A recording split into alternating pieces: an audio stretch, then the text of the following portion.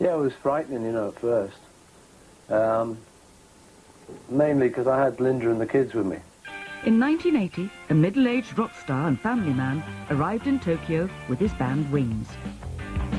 Yes, it's Paul McCartney, who, when searched by customs, was found to be carrying a not inconsiderable bag of marijuana buried in his smalls. Suddenly, within minutes, you know, this famous celebrity had been handcuffed and was being hustled away by uniformed men to endure hours of circular questioning. How stupid was it to smuggle cannabis? Probably as stupid as marrying Heather.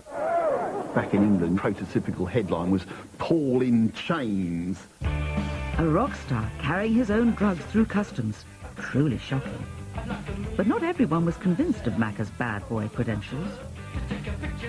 At times, sort of rather like somebody's older brother getting busted. You know, maybe your older brother who's a teacher. The reason I got put in there was my attitude was officially kind of too casual towards it. At the time, the Japanese had a zero-tolerance policy towards drugs, soft or otherwise. The world's most famous pop star was sent to a detention centre. I suppose, you know, I was frightened for like about probably 3 or 4 days. And then the sense of humour started to come back a bit, and started to fall in with the scene and liven up a little bit. It could well be that he'd stayed there. I mean, he could have been prosecuted, received a sentence, and stayed there for 5 years, quite easily. Macca, or prisoner number 22 as he was now known, looked set to serve his time without even his guitar for company.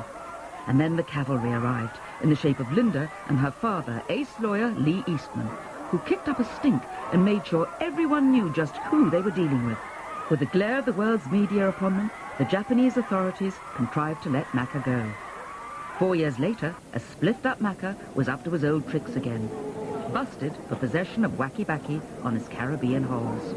Good to know that he was still, like, out of his head on drink and drugs. I don't take drugs. I never have taken drugs. Are you going to? No. Were you worried about being... Never again. Never. Were you worried about...